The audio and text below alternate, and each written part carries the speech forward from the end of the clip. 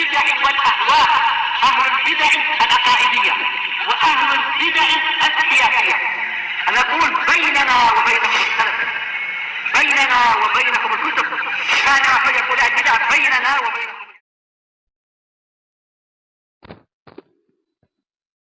Bismillahirrahmanirrahim.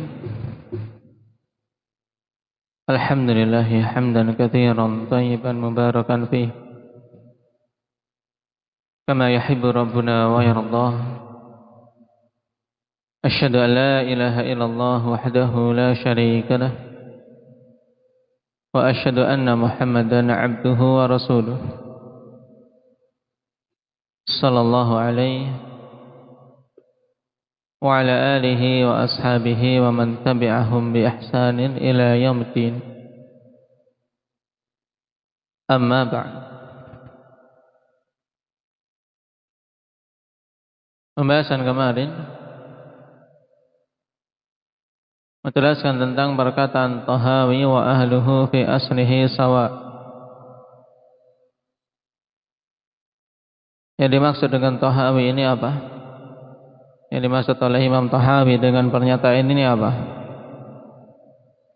Inda Hudzaifah.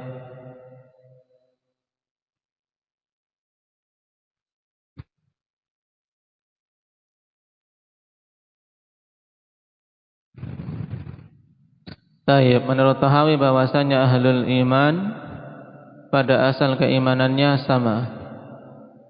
Nah, apakah pernyataan ini benar? Indaka Ukasyah,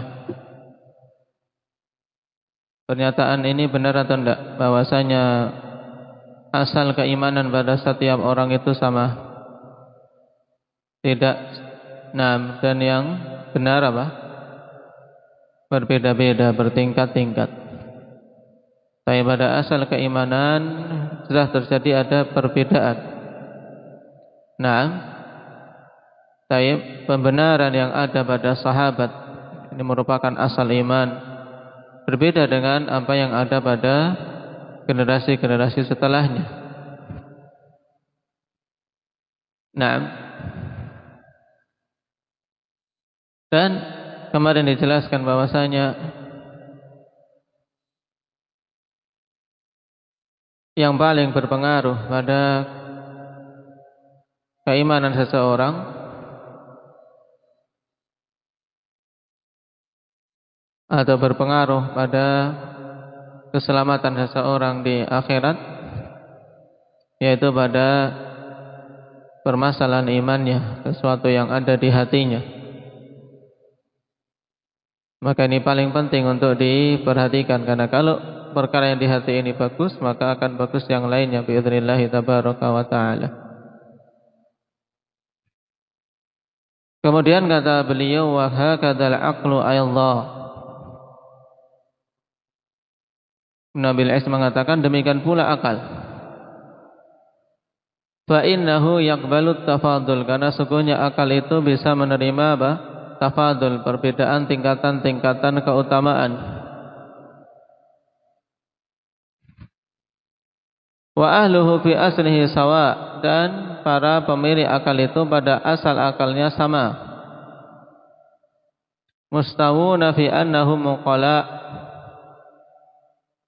mereka semua disamakan pada kategori bahwasanya mereka berakal.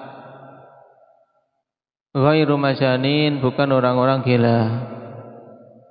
Wa ba'dhum aqallu min ba'din, dan sebagian mereka lebih berakal dari sebagian yang lain. Nah, di sini Ibnu Abil Iz ingin menyamakan dalam pembahasan tadi bahwasanya boleh iman itu bertingkat-tingkat, dan ini sesuai dengan apa yang ada di hati dan amalan. Tapi menurut beliau asal keimanan sama, sebagaimana akal manusia bertingkat-tingkat, berbeda-beda, tapi asal akal itu sama. Ini yang diinginkan oleh Imam Ibnu Abil Iz rahimahullah ta'ala.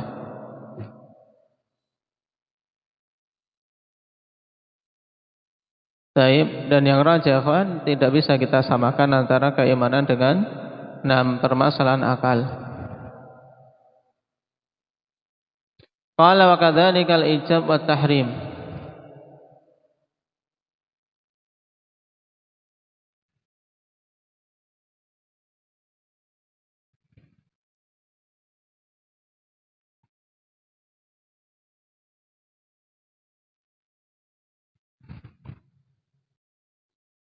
Demikian pula dalam permasalahan penetapan kewajiban dan pengharaman. Fayakunu ijabun duna ijabin wa tahrimun duna tahrim.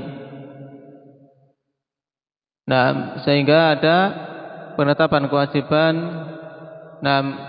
di bawah kewajiban yang lain dan pengharaman di bawah pengharaman yang lain. Maksudnya apa? Kewajiban itu bertingkat-tingkat. Nah, ada kewajiban yang ditinggalkan bisa mencapai tingkatan kekufuran. Ada kewajiban yang kalau ditinggalkan tidak sampai kufur. Demikian pula pengharaman bertingkat-tingkat. Baik.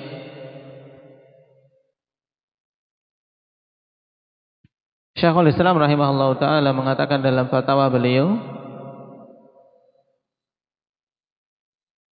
walihada dhahaba jumhurul fuqaha ila tafaduli anwa'il ijabi wa tahrim wa qalu inna ijaba ahadil fi'laini qad yakunu ablagha min ijabil akhar wa tahrimuhu ashadda min tahrimil akhar fahada a'zamu ijaban wa hada a'zamu tahriman. Ini keyakinan ahli sunnah, kawan. Jumhurul fuqaha juga mengatakan demikian. Perbedaan tingkatan-tingkatan jenis penetapan kewajiban dan pengharaman. Ada kewajiban yang sangat, ada yang di bawahnya. Ada pengharaman yang sangat haram, ada yang di bawahnya.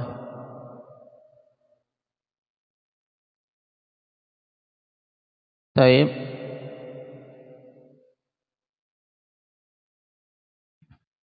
Hadza huwa sahih wa in kana ba'dahum qad tarada dzalika fil aqli wal wujub. Dan inilah yang benar kata Ibnu Abil Is, walaupun sebagian mereka telah memukul rata yang demikian itu pada permasalahan akal dan kewajiban. Baik. Wa amma ziyadatul iman min jihatil ijmali wa tafsil fa ma'lumun annahu la yajibu fi awwalil amr ma wajaba ba'da nuzulil qur'ani kullih wa la yajibu ala kulli ahadin minal imanil mufassal mimma akhbara bihi rasul sallallahu alaihi wasallam yajibu ala man balaghahu khabaruh kama fi haqqin najashi wa amsalih. Sama atau ada perbedaan?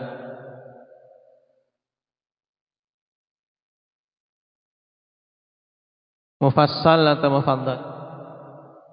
Cetakan risalah apa? Mufassal. Nah, dikasih catatan.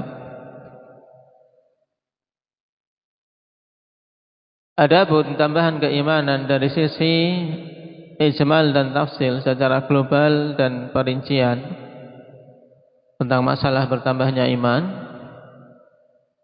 maka merupakan perkara yang diketahui bahwasanya tidak wajib pada awal perkara di awal-awal Islam hal-hal yang wajib setelah turunnya Al-Quran secara keseluruhan. Dalam masalah iman misalnya, tentunya di awal-awal seorang masuk Islam, apalagi dulu di zaman-zaman awal dakwah Nabi Sallallahu Alaihi Wasallam, kewajiban-kewajiban yang ditetapkan tentunya tidak sama dengan penetapan kewajiban-kewajiban ketika telah sempurna turunnya Al-Quran. Paham? Ya, tentunya beda, ya kan? Dan tidak wajib atas setiap orang untuk beriman secara mufassal, yaitu secara terperinci terhadap apa-apa yang Rasulullah sallallahu alaihi wasallam khabarkan, sebagaimana yang wajib atas orang-orang yang telah sampai kepadanya khabar dari Rasulullah sallallahu alaihi wasallam. Dalam artian ikhwan, berbeda hukum orang yang sudah sampai padanya khabar dari Nabi, mendengar hadis, mendengar Al-Quran. Nah, kewajibannya berbeda dengan orang yang belum mendengar. Ini untuk masalah iman. Karena khabar itu kan, nah, kewajiban kita terhadap khabar dari Nabi Sallallahu Alaihi Wasallam apa? Abdul Aziz, tasdik. Terhadap khabar dari Nabi Sallallahu Alaihi Wasallam, kewajiban kita adalah at-tasdik, kita benarkan. Nah, yang sudah sampai padanya khabar tentunya berbeda keimanan yang dituntut dengan yang belum sampai padanya khabar. Kama fi haqqin Najasyi wa amthali, sebagaimana yang terjadi pada haknya Najasyi dan yang semisalnya. Beliau cuma sampai padanya khabar saja. Keimanan yang dituntut tentunya berbeda dengan apa yang ada pada para sahabat. Ya, di sini ingin digambarkan, ikhwan, tentang permasalahan apa tingkatan-tingkatan iman dan tuntutan kewajiban yang berbeda pada masing-masing orang. Baik. Ini tentang masalah bertambahnya iman dari sisi global dan terperinci. Makanya dengan semakin seorang bertambah ilmu, ikhwan, secara otomatis ketika ilmunya itu nafi', dia amalkan, maka akan bertambah iman. Ya, bertambah iman.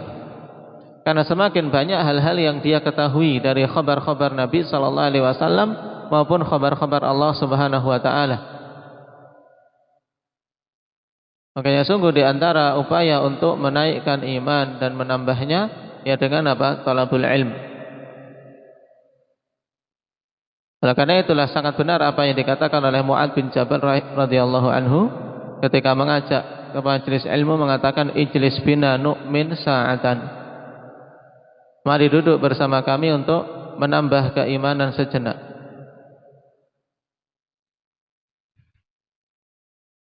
Qala wa amma ziyadatu bil amali wa tasdiq,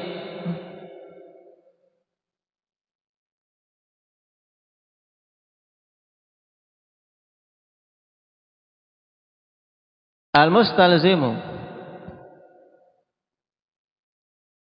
li'amalil qalbi wal jawarih, wa amma ziyadatu bil amali wa tasdiqi. Ini kalau dijadikan sebagai sifat dari amalnya. Al-mustalzimi li'amalil qalbi wal jawarih fahuwa akmalu minat tasdiqil ladzi la yastalzimuh. Jadi al-mustalzim jadikan sifat sebagai bagi at-tasdiq. Adapun ziyadah, ya penambahan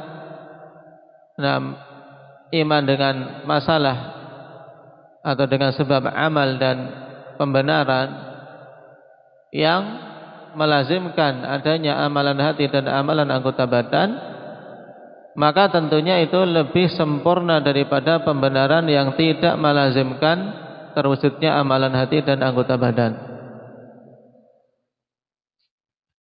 Kalau cuma pembenaran tok di mulut atau cuma apa yang di hati kemudian tidak dimunculkan dengan amalan-amalan, maka tentunya ini berbeda, kawan, dengan yang pembenarannya kemudian melazimkan adanya amal. Fal ilmu alladhi la ya'malu bihi sahibuhu, atau fal ilmu alladhi ya'malu bihi sahibuhu akmalu minal ilmi alladhi la ya'malu bih. Dan ini sangat jelas. Sebab ilmu yang pemiliknya beramal dengannya itu lebih sempurna daripada ilmu yang dia tidak beramal dengannya.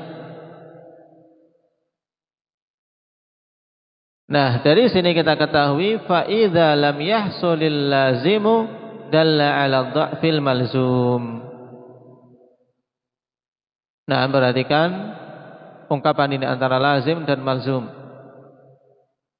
Apabila lazimnya tidak terwujud, ini menunjukkan atas lemahnya malzum. Maksudnya bagaimana, kawan? Taib, apabila kelaziman dari suatu hal itu tidak terwujud, maka ini menunjukkan tentang apa lemahnya perkara yang menuntut kelaziman itu. Contohnya, kawan, kalau amalan anggota badan tidak terwujud, ini menunjukkan apa? Lemahnya iman. Karena amalan itu merupakan kelaziman dari iman. Itu loh. Paham? Demikian pula ilmu dan amal. Tapi ketika amal tidak terwujud, ini menunjukkan kelemahan ilmu. Makanya ketika seseorang tidak beramal dengan ilmunya, para ulama mengatakan tetap dia dalam lingkaran kejahilan. Kenapa? Karena padanya dha'ful ilmi. Walihada qala Nabi sallallahu alaihi wasallam laisal mukhbari kal muayyin. Oleh karena itulah Nabi sallallahu alaihi wasallam katakan laisal mukhbari kal muayyin. Tidaklah yang diberi kabar itu seperti yang menyaksikan langsung.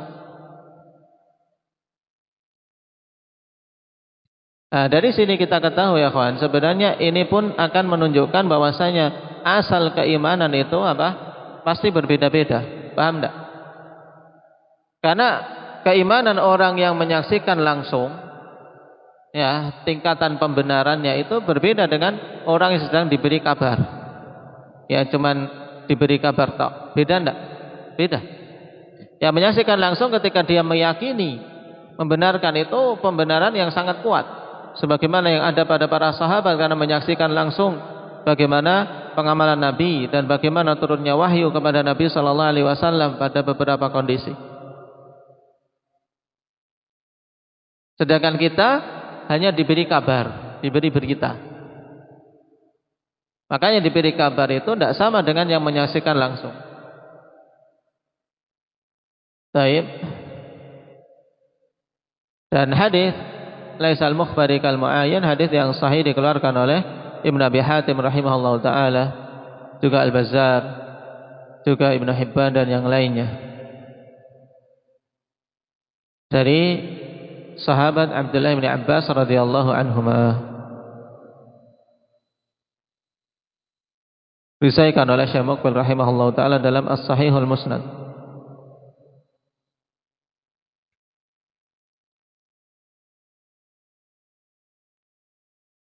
Dan juga pada bab ini terdapat hadis-hadis yang datang dari beberapa sahabat yang lain seperti Jabir, Anas, kemudian Abu Hurairah dan Ibnu Umar.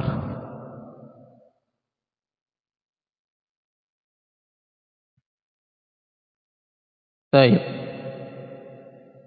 Juga bukti yang menunjukkan bahwasanya orang yang diberi kabar itu berbeda dengan yang menyaksikan langsung. Wa Musa alaihi salam lamma ukhbira anna qaumahu abadul ijla lam yulqil alwah, atau lam yulqil alwaha, falamma ra'ahum qad abaduhu alqaha. Perhatikan Musa ketika diberi kabar bahwasanya kaumnya beribadah kepada sapi, beliau tidak kemudian membuang melemparkan lembaran-lembaran atau lauh yang di situ tertulis kalamullah. Tidak sampai dilemparkan ketika dikabari. Tapi ketika beliau melihat langsung kaumnya beribadah kepada sapi, ya, patung sapi, alqaha, maka beliau lempar alwah itu.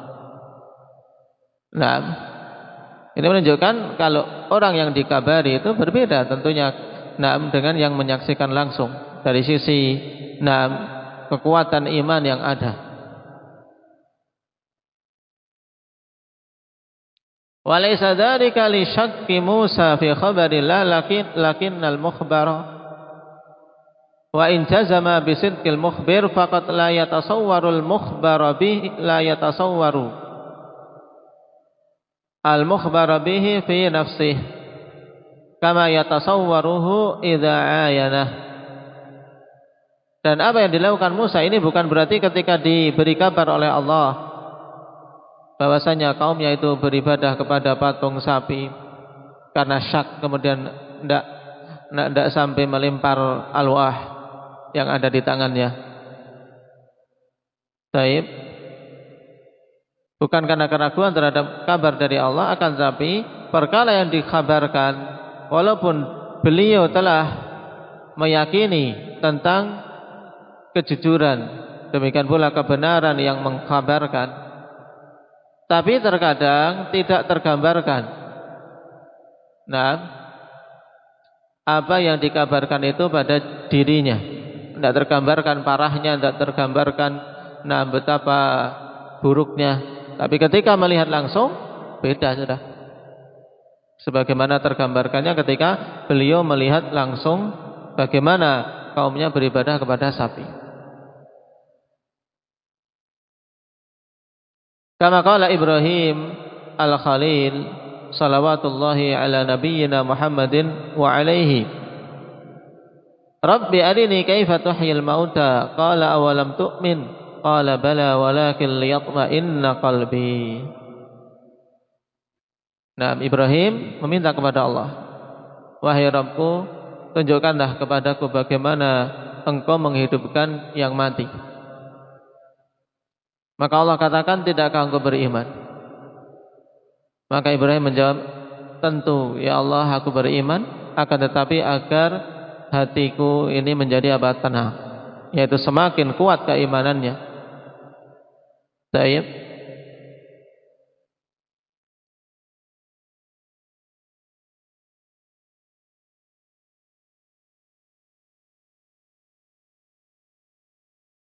Di sini ketika melihat langsung tentunya apa?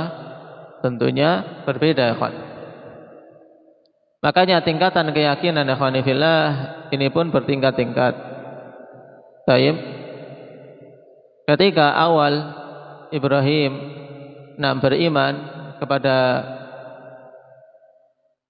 berita dari Allah bahwasanya Allah zat yang maha mampu untuk menghidupkan yang mati, Ibrahim beriman, dan ini yang dinamakan ilmul yakin. Ilmul yakin. Kemudian ketika melihat langsung Allah Subhanahu wa taala menghidupkan makhluk-makhluk itu, yang dalam surat Al-Baqarah kisahnya diperintahkan untuk menyembelih 4 ekor burung.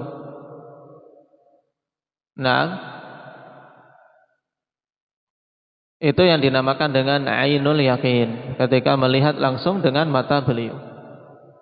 Jadi ada ilmul yakin, ada ainul yakin.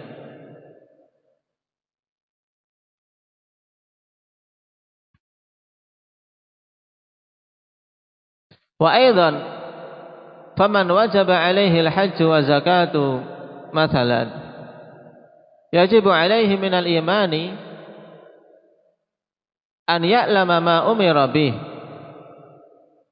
wa yu'minu bi anna Allah awjaba alaihi ma la yajibu ala ghairihi al-iman bihi illa mujmalan, wa hadha yajibu alaihi fihi al-imanu al-mufassal.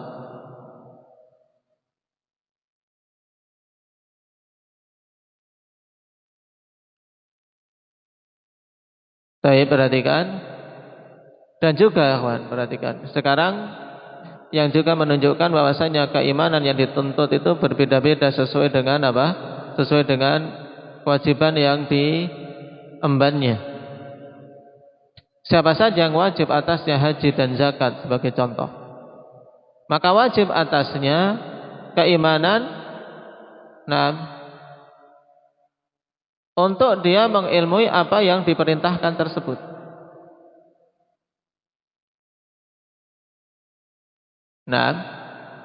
Dan beriman bahwasanya Allah Subhanahu wa taala mewajibkan kepadanya ma la yajibu ala ghairihi. Apa-apa yang tidak wajib atas yang lain.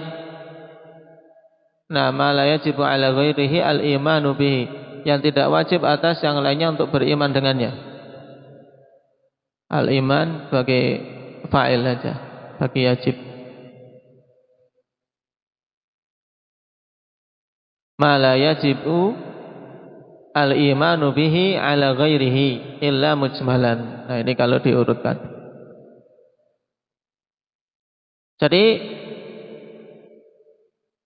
dia wajib untuk beriman dengan hal-hal yang tidak diwajibkan atas yang lainnya kecuali secara global. Kalau orang yang sudah kena kewajiban tadi harus beriman secara apa?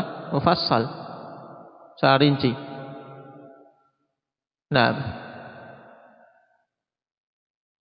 qala wa kadzalika rajul awwala ma yuslim innama yajibu alaihi al-iqrarul mujmal thumma idza jaa waqta salati kana alaihi an yu'mina biwujubiha wa yu'addiha. Demikian pula seseorang di awal dia masuk Islam, maka hanyalah yang wajib atasnya ikrar secara mujmal, pengakuan secara global tentang kebenaran Islam, tentang ketauhidan. Karena enggak dituntut seketika itu juga dia harus secara rinci dalam masalah iman. Kemudian apabila telah datang waktu salat, maka wajib atasnya untuk beriman tentang kewajibannya dan kemudian dia tunaikan sebagai kelaziman dia beriman. Konsekuensi dia beriman terhadap kewajiban salat ya dia tunaikan. Ini maksudnya. Falam yatasawan nasu fima umiru bihi minal iman, sehingga tidaklah sama manusia pada perkara-perkara yang mereka diperintahkan dengannya berupa keimanan. Jadi tidak sama. Wala syakka anna man qama biqalbihi at-tasdiqul jazim alladhi la yaqwa ala mu'aradatihi syahwatun wala syubhatun la taqau ma'hu ma'siyah walau lama hasala lahu minasyahwati wa syubhah au ihdahima lama asa falyashtaghillu qalbuhu dzalikal waqta bima yuwafiquhu minal ma'siyah fayaghibu anhu at-tasdiqu wal wa'idu fayasi. Nah ini sekarang ini akan dijelaskan bagaimana kondisi kondisi seorang yang betul-betul keimanan yang kokoh. Tidak syak bahwasanya siapa saja yang tegak di hatinya itu pembenaran yang betul-betul jazim, at-tasdiqul jazim, pembenaran yang betul-betul kuat, kokoh, yang tidak akan kuat syahwat dan syubhat untuk bisa mengalahkannya.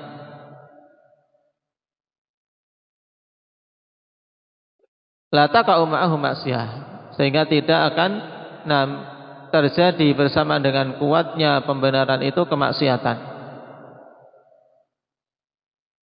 Jadi yang menjadi pencegah ya keimanan. Kalau imannya kuat, maka syubhat dan syahwat tidak akan mampu mengalahkan.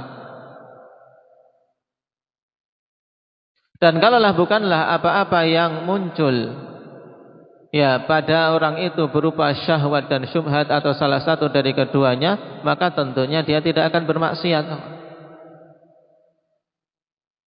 Baik.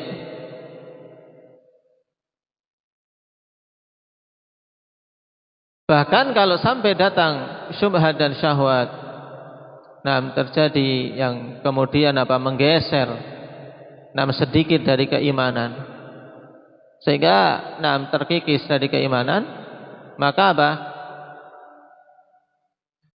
hati kemudian akan sibuk dengannya pada waktu tersebut dengan hal-hal yang mencocokinya berupa maksiat. Maka tertutuplah darinya pembenaran atau hilanglah darinya tasdik yang kuat tadi. Demikian pula tertutup pula dari dirinya ancaman-ancaman Allah Subhanahu wa taala. Fayasi, maka dia pun bermaksiat. Ini asal bagaimana seorang mukmin kok sampai terjatuh dalam kemaksiatan. Maka ketika ada salah satu dari dua serangan tadi, baik syubhat maupun syahwat, di saat hati melemah, pembenarannya, keimanannya melemah, maka akhirnya hilang sebagian unsur-unsur iman tadi, akhirnya dia bermaksiat. Walihada wallahu a'lam qala sallallahu alaihi wa ala alihi wasallam la yazni zani hina yazni wa huwa mu'min. Naam. Oleh karena itulah Rasulullah sallallahu alaihi wasallam mengatakan tidaklah seorang pezina ketika berzina dia itu dalam keadaan beriman. Kenapa? Karena saat itu keimanannya apa? Keimanannya betul-betul sudah apa? Terkalahkan dengan apa? Syahwat. Cuman tidak tercabut secara totalitas. Tidak tercabut secara totalitas. Tapi saat itu tertutup. Tidak ada lagi, tidak ingat lagi tentang ancaman Allah. Tidak ingat lagi tentang apa? Pembenaran kabar-kabar Allah Subhanahu wa ta'ala yang menegaskan tentang keharaman zina. Fahuwa hina yazni yaghibu anhu tasdiquhu bi hurmatiz zina. Sebab dia ketika berzina hilang darinya pembenaran terhadap keharaman zina. Wa in baqiya aslut tasdiqi fi qalbi, walaupun masih tersisa asal pembenaran itu di dalam hatinya. Paham? Jadi asal pembenaran yang merupakan asal iman itu masih ada di dalam hatinya. Cuman dalam asal azina hilang keimanan terhadap apa? Terhadap keharaman zina. Akhirnya dia tersyang. Paham? Ini maksud la yazni zani hina yazni wa huwa mu'min. Sehingga dari sini kita ketahui bahwasanya pelaku dosa besar tidak kemudian kafir dengan sebab dosa besar itu saja, selama dia tidak menghalalkannya. Cuman saat itu memang keimanannya sedang apa? Sedang tertutup terhadap perkara tadi. Walaupun asal keimanannya ada, tsumma yu'awiduh, kemudian kembali. Nah, ketika dia bertobat, menyesali, nah di situ kembali keimanannya. Fa innal muttaqin kama wasafahumullahu biqaulihi innal ladzina taqaw idza massahum ta'ifum minasyaitani tadhakkaru fa idzahum mubsirun. Baik. Karena sesungguhnya orang-orang yang beriman sebagaimana Allah Subhanahu wa taala sifati dengan perkataannya, sesungguhnya orang-orang yang bertakwa ada apabila ada massahum ta'ifum minasyaitan, yaitu ada godaan-godaan syaitan yang menimpanya, maka mereka pun segera ingat sudah tertimpa atau terjerumus dalam godaan syaitan. Orang-orang yang bertakwa setelah itu tadzakkaru, mereka ingat kembali, fa idzahum mubsirun, maka mereka pun dengan tiba-tiba mubsirun, menyadari, mengilmui bahwasanya dia sudah terjerembab dalam perangkap syaitan, maka dia segera bangkit. Nah, ini sifat orang bertakwa. Jadi orang bertakwa itu bukan berarti orang yang tidak pernah berbuat salah, tapi mereka yang ketika berbuat salah segera kembali pada Allah Subhanahu wa taala. Nah, makanya ditafsirkan oleh Mujahid di sini. Nah, dia tertimpa godaan syaitan. Nah, maka ditafsirkan oleh Mujahid dari jalan Laits, qala Laits al-Mujahid huwa ar-rajulu yahummu bidzanbi fayadhkurullaha fayad'uh. Dia adalah seorang laki-laki yang ada keinginan untuk melakukan suatu dosa. Yahummu bidzanbi. Dalam benaknya muncul keinginan untuk melakukan suatu dosa. Kemudian dia ingat kepada Allah, maka dia pun tinggalkan apa yang dia inginkan tadi. Nah, makanya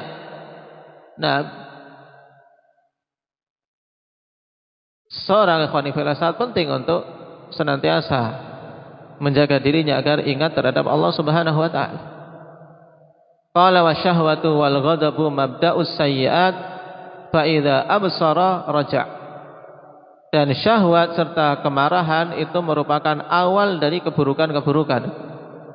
Maka apabila dia sudah menyadarinya, maka dia pun akan rujuk. Sehingga datang dalam riwayat Ibnu Abbas, dalam riwayat Ibnu Abbas yang dikeluarkan oleh Ibnu Jarir, beliau menafsirkan at-ta'if dalam ayat tadi, idza massahum ta'ifum minasyaitan ay al-ghadab. Maksudnya kemarahan. Dan itu penafsiran dengan sebagian makna. Maksudnya seorang yang bertakwa ketika dia digoda syaitan sehingga timbul amarah. Nah, mau marah maka dia ingat.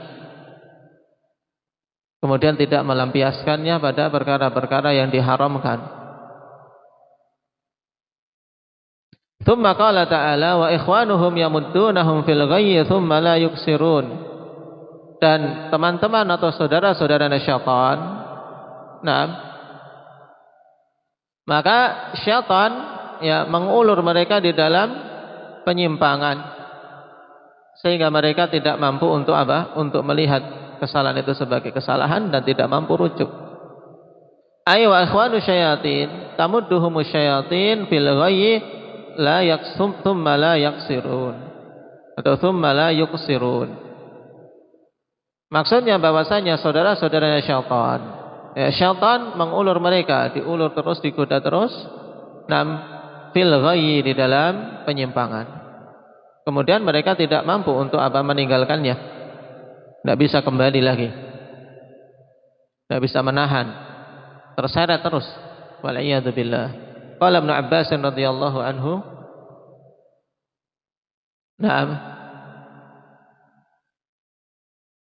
al-insu tuqsiru 'ani sayyi'at wala syayatin tumsiku anhum. Ibnu Abbas mengatakan, manusia tidak menahan diri dari keburukan-keburukan.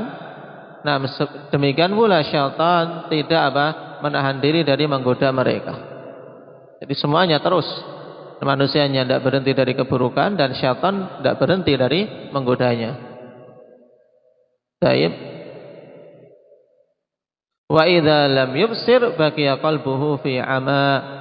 Kemudian apabila dia tidak segera menyadari dengan mata hatinya, maka hatinya pun akan tetap berada di dalam kebutaan. Wa syaitan yamudduhu fi ghayyihi wa in kana tasdiqu fi qalbihi lam yakdzib. Atau lam yukadzib. Harusnya gitu. Tempat kalian apa? Enggak ada harokatnya. Wa syaitan yamudduhu fi ghayyihi wa in kana tasdiqu fi qalbihi lam yukadzib. Dan syaitan mengulur dia di dalam kesesatannya, di dalam penyimpangannya, walaupun pembenaran yang ada di dalam hatinya tidak mendustakan, akhwan. Tapi kondisi di sini cahaya keimanan sudah sangat lemah karena mengikuti syaitan terus.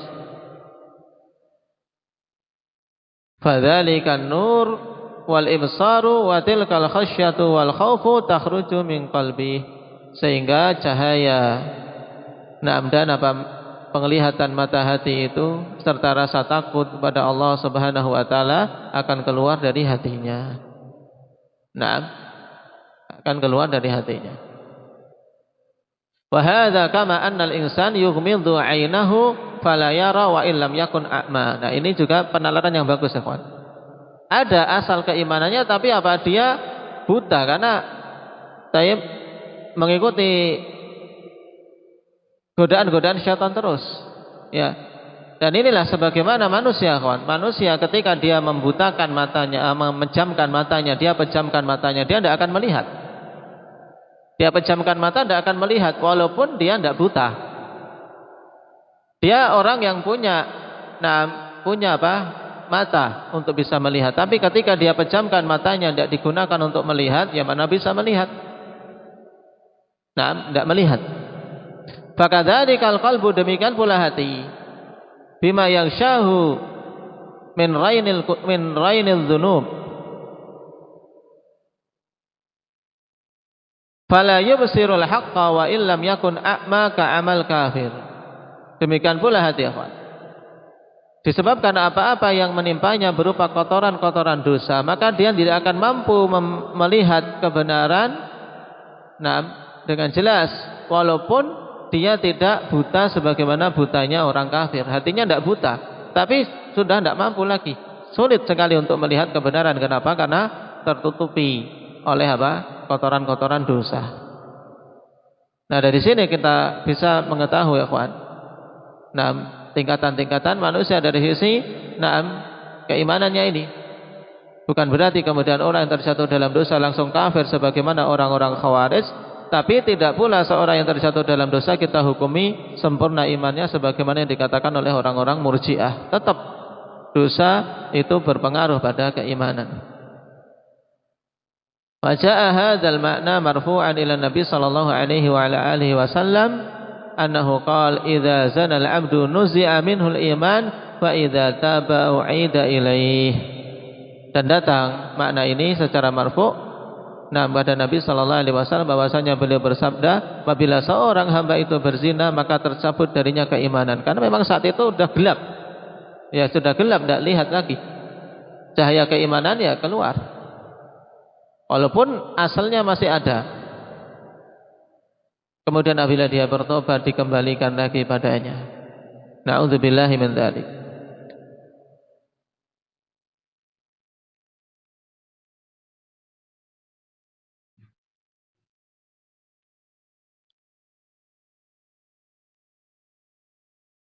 Dan datang dalam Sahih Bukhari, ikhwan, bahwasanya Ibnu Abbas radhiyallahu anhu memberikan permisalan. Tentang apa? Tentang terangkatnya iman dan kembalinya iman pada pelaku kemaksiatan. Beliau dengan apa? Dengan mengangkat ya jari-jari beliau. Setelah apa? Setelah beliau mempertautkan antara jari-jari itu, terangkat kemudian apa? Tertaut lagi. Demikian.